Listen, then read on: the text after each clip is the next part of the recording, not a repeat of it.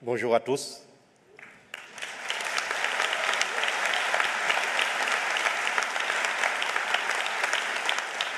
Chers camarades, je voudrais exprimer ici la solidarité de tous mes camarades de combat ouvriers de Guadeloupe et de Martinique,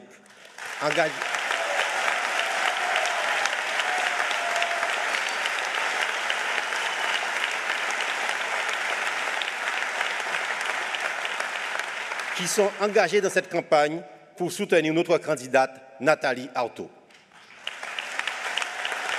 Ghislaine Joachim-Arnaud représente Nathalie en Martinique, comme je le suis en Guadeloupe, n'a pu effectuer le déplacement, mais elle vous transmet son salut fraternel.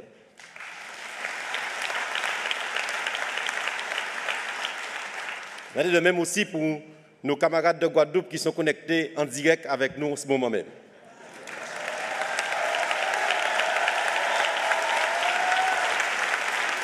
En Martinique et en Guadeloupe, les travailleurs et les classes populaires connaissent les mêmes problèmes que les travailleurs de l'Hexagone, mais en pire. Le chômage est de loin ce qui pèse le plus sur la situation générale des travailleurs et des classes laborieuses.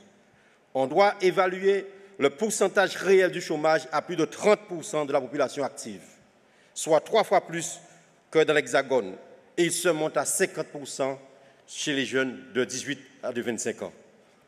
Ce chômage pèse lourdement sur l'ensemble des travailleurs et des classes populaires, augmentant la pauvreté, tirant vers le bas les revenus des travailleurs, entraînant une criminalité croissante. Il accroît aussi la démoralisation et le découragement général, et particulièrement chez les jeunes. Malgré tout, une avant-garde de travailleurs montre sa combativité par d'incessantes et salutaires grèves et luttes dans le secteur public, semi-public comme dans le privé.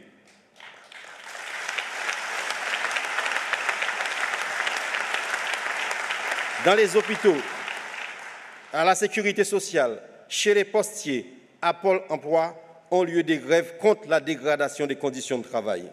Les travailleurs des collectivités territoriales, tant en Guadeloupe qu'en Martinique, ont aussi mené des luttes récentes et victorieuses pour améliorer les conditions de travail.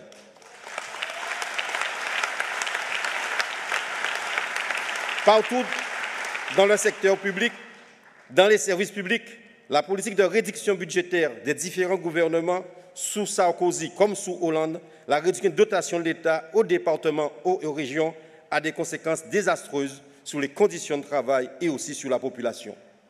Dans les hôpitaux, par exemple, le manque de produits nécessaires aux soins urgents est de plus en plus fréquent. Ce sont parfois les agents eux-mêmes qui achètent à leur compte des produits pour aider les malades.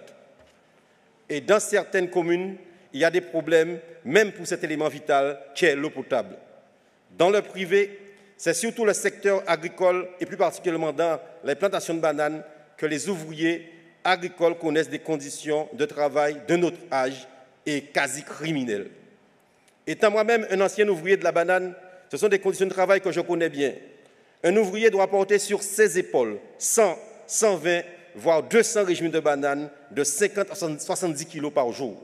Il transporte 7 tonnes à minima par jour. Et tout cela à peine pour le SMIC, c'est-à-dire 1 000 €. Et lorsqu'on arrive à la retraite, c'est une pension de 600 € qu'on perçoit. Les travailleurs qui sont à l'entretien doivent parcourir près de 25 km par jour. L'ouvrier qui découpe les régimes en main banane soulève l'équivalent de 24 à 28 tonnes par jour. Normalement, la journée de travail est de 7 heures sur les plantations, mais certains patrons exigent des travailleurs qu'ils fassent 10 à 11 heures de travail sans que les heures supplémentaires soient payées. Sur la seule plantation Essa-Bois-Debout, on compte plus de 10 morts en 25 ans et plus de 47 accidents de travail par année. Au fil des années, ce sont des centaines d'ouvriers agricoles qui ont été contaminés par des herbicides et autres pesticides. L'épandage de ces produits a provoqué directement des dizaines de morts sur les plantations et indirectement des centaines. Ce phénomène a été accentué par l'épandage de la chlordécone qui fait des ravages aux Antilles, polluant les légumes, les rivières et le littoral marin et contaminant la population. Les poissons sont atteints, de nombreux pêcheurs ne peuvent plus travailler.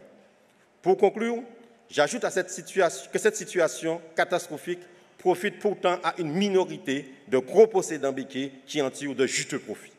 Ce sont eux, alors que la chlordécone était interdite, qui ont obtenu des dérogations spéciales des Antilles à l'époque.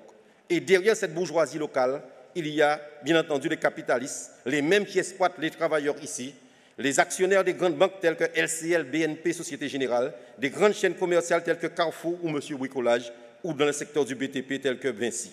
Voilà, camarades, un aperçu de la situation sociale des travailleurs en Guadeloupe et en Martinique.